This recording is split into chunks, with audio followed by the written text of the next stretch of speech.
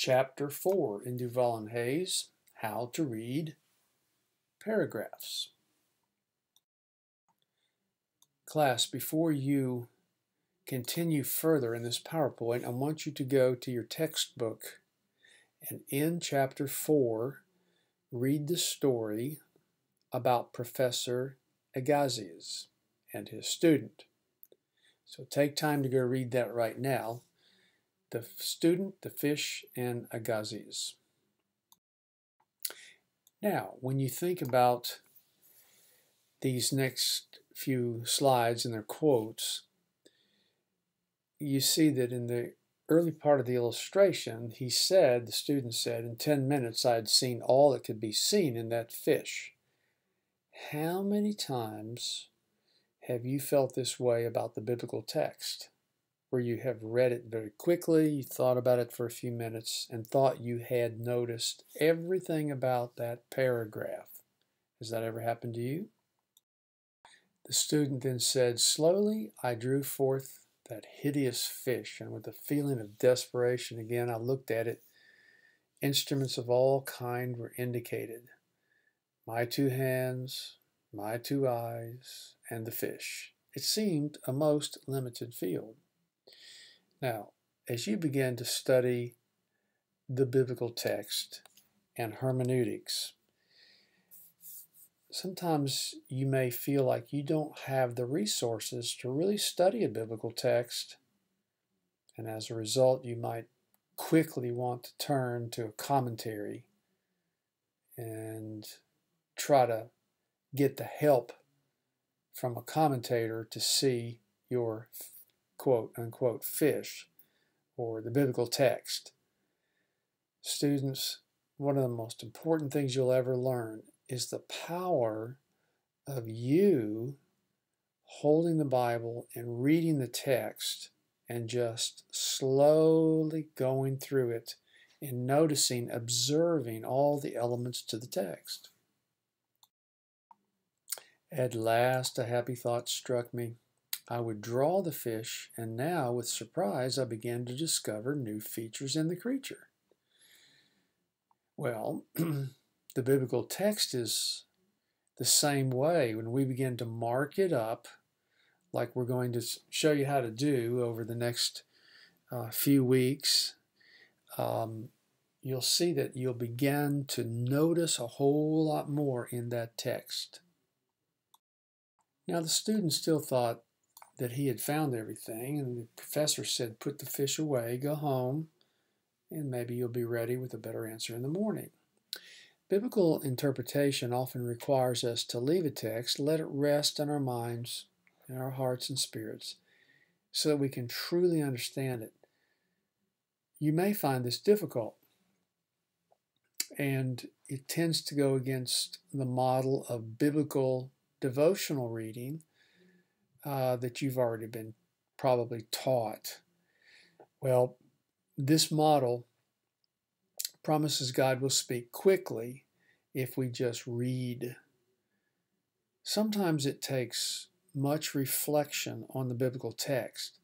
The methodology that we're going to teach you says that the necessary route to truly understand the biblical message, it may take many hours, days, weeks, and even in some cases a lifetime.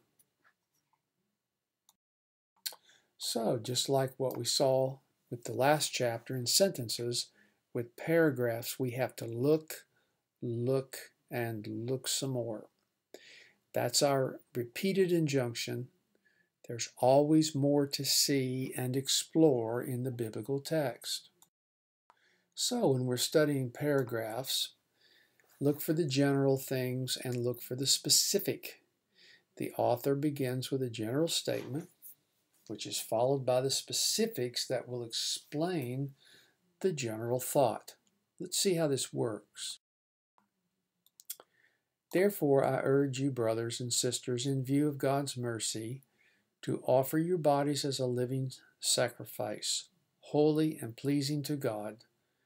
This is your true and proper worship. So, we see the general statement, okay? Now let's look at the specific details. Love must be sincere. Hate what is evil. Cling to what is good. Be devoted to one another in love. Honor one another above yourselves. Never be lacking in zeal, but keep your, I have to go to the next slide to get the rest of this. But keep your spiritual fervor serving the Lord. Be joyful in hope, patient in affliction, faithful in prayer. Share with the Lord's people who are in need, and practice hospitality. All right, what is the overview or the summary or the general statement? Okay, what are the specifics that support the general statement? So, there are two questions that we must ask when observing general and specific elements. It is important to understand that the biblical authors will also sometimes reverse this observation. Sometimes they list the specifics first and then close with a general statement. 1 Corinthians is an example that follows this, where Paul gives the specifics first and then the general statement. Questions and answers. Rhetorical questions are questions that aren't really intended to elicit a response. Rather, they are used primarily to buttress or further an argument. Sometimes there is an answer that's anticipated, a yes or a no. So let's look at this passage in Mark. The question is in 2:7, who can forgive sin but God alone? Well, here's the answer in 2:10. But I want you to know that the Son of Man has authority on earth to forgive sins. So he said to the man, I tell you, get up, take your mat, and go home. So with questions and answers, we have to ask ourselves, is the question rhetorical? Who asked the question? Was the question answered? Now we need to look also for dialogue in paragraphs. Let's see an example. Dialogue partner number 1. How long, O Lord, must I call for help, but you do not listen? Or cry out to you, violence, but you do not save? Why do you make me look at injustice? Why do you tolerate wrong? He continues, destruction and violence are before me. There is strife and conflict abounds. Therefore the law is paralyzed and justice never prevails. The wicked hem in the righteous, so that justice is perverted. Habakkuk 1:2 and 4. Now we see that dialogue partner number 2 kicks in here at this verse. Look at the nations and watch and be utterly amazed. For I am going to do something in your days that you would not believe, even if you were told. I'm raising up the Babylonians, that ruthless and impetuous people,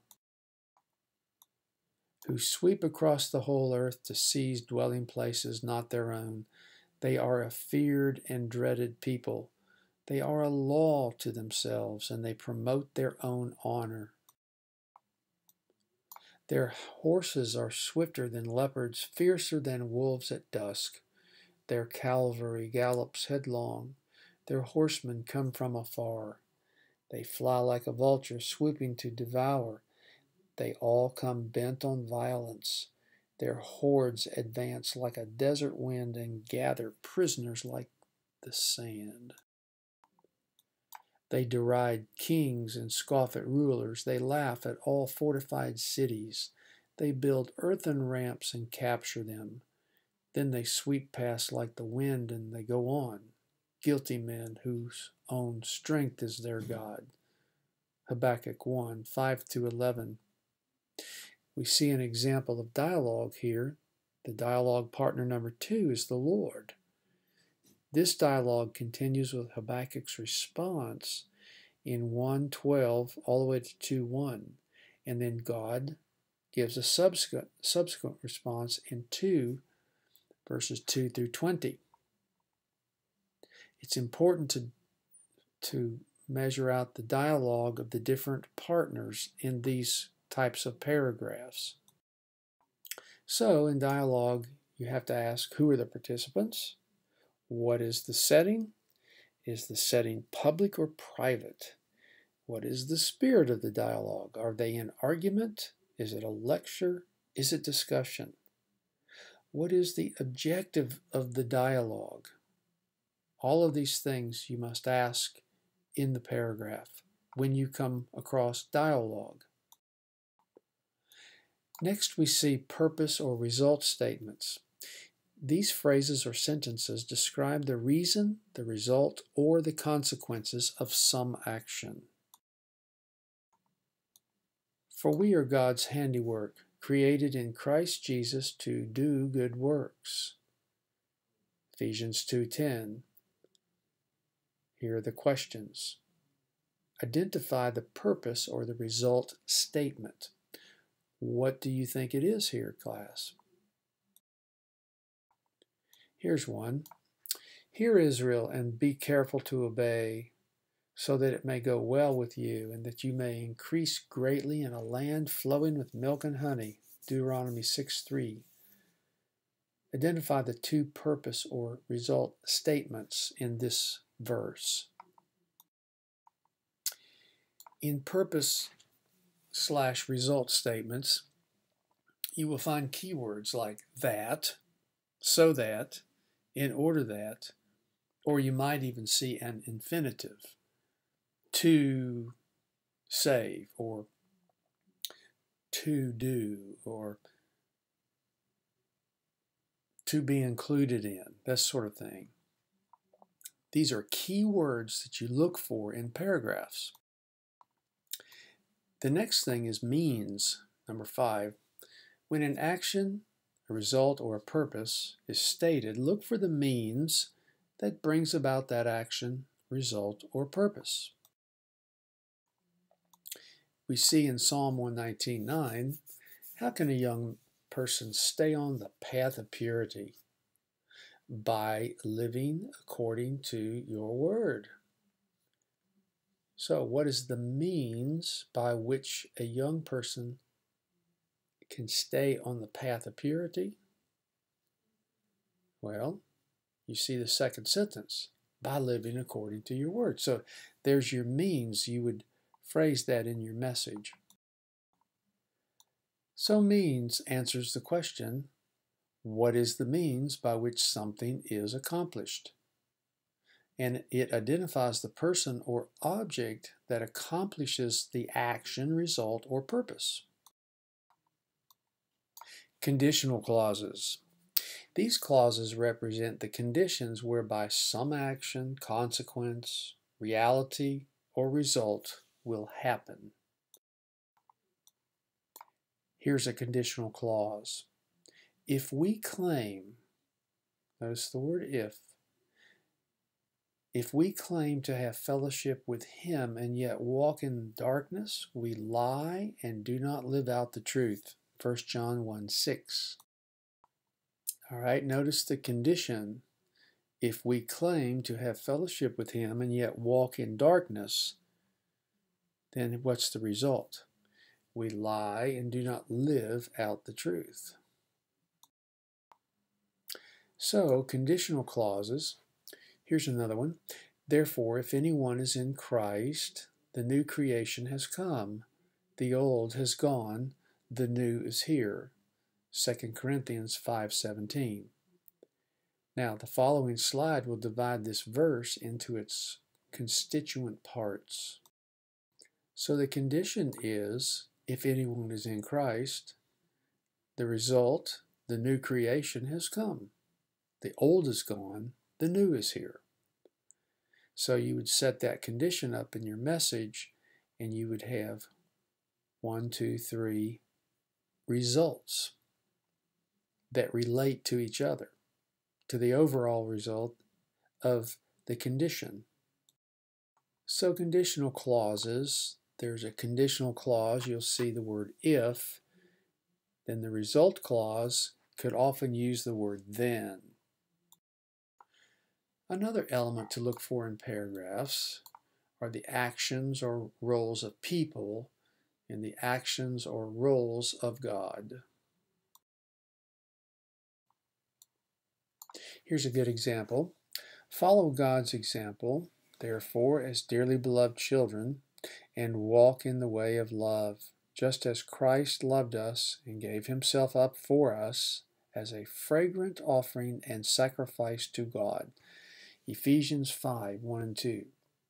Now, what are the roles or the actions of people? What are the roles or actions of God in this verse? So we see actions of people, actions of God. So what's the relationship between what God's action or role is and the action of the role of the people? Emotional terms. Be sure to note words in a biblical text that convey feeling and emotions. Notice in Galatians 4, verse 12 and following, Paul says, I plead with you, brothers and sisters, become like me, for I became like you. You did me no wrong. As you know, it was because of an illness that I first preached the gospel to you. And even though my illness was a trial to you, you did not treat me with contempt or scorn. Note the emotional terms that have been outlined with the italics. Plead, brothers and sisters, you did me no wrong, illness, even though my illness was a trial, you did not treat me with contempt or scorn. You can feel the emotion in that passage. So in emotional passages, you look for words that have emotional overtones and words that are relational.